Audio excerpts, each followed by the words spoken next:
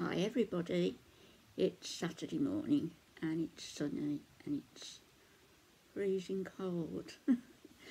This is a dress which comes just down to my knees, but I'm wearing it as a sweater really, so I've got my jeans on underneath, it's that cold.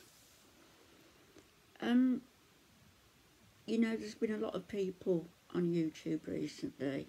You must have seen them because we've been following some of the same YouTubers. And there's been people talking about depression, their depression, when in fact probably what they've been feeling is a bit of boredom in some cases, because they don't work, they don't go out, they don't do anything all day. Boredom, loneliness, all these things, they're not quite the same as depression, and they're things that can be remedied by the person themselves, by getting off their backsides and going out and doing something, instead of sitting back making videos and waiting for the money to pour in from the YouTube checks every month and from the super chats every so often. It's a case of getting out and getting yourself a job. What happened before YouTube? What happened before YouTube was around? You know, what happened before sickness payments were around? And I'm not saying that they're a bad thing by any means. What I am saying is that there are people who abuse them, who say that they're depressed, when really they are simply bored, alone. And who wouldn't be feeling down? But that's not the same as clinical depression. I was diagnosed with depression, and even now with Alfie and my grief, but it's not real depression. I don't think I've ever been truly depressed. I think what I've experienced and what I am experiencing now, as well as the grief, is the dark night of the soul. And the dark night of the soul was something that was identified in the, 16th century or something, by St. John of the Cross. And he identified it as a spiritual, if you like, depression, as opposed to a physical one. A need to be spiritually awakened, a need to know more about our life journey. And I've always felt all of those things. And one of the things at the foremost is this desire that I've always had since a little girl, always had it, this desire to go home.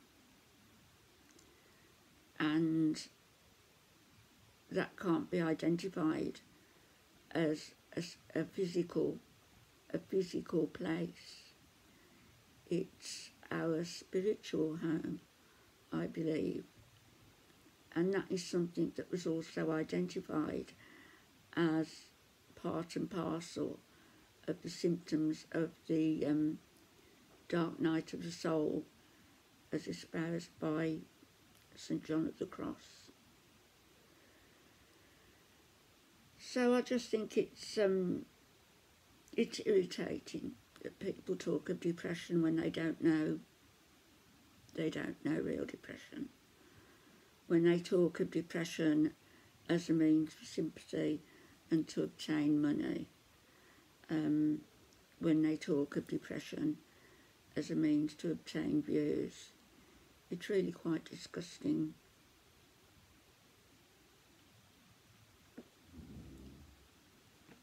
the dark night of the soul, I guess, is something that we have to work on ourselves. And what's always confused me is the thought that we have to work on it individually, when also, in reality, we should be working toward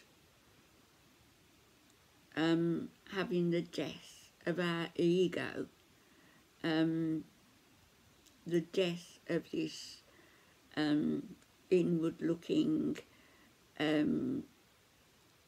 individual who feels that they're the be-all and end-all, that they're totally isolated, that they're alone in anything that they do that's joyful, anything that they experience which is sadness, that they are alone. And we're not alone, we're all part of the whole. But we'll never get to that until we experience death of our ego. And it's the ego that makes us feel all these things, that makes us seek temporary happiness, that makes us feel a temporary depression, that makes us feel that we've got to strive for more and more and more and outwit and outsmart everybody else. And when you think about it, that's a pretty wretched life to have, isn't it? To be in constant competition with other people. Why do we need to be? Why can't life just be simple? Think about it. I'm working hard on myself. Behind closed doors, I'm working hard on myself. I'll be back later. Bye-bye.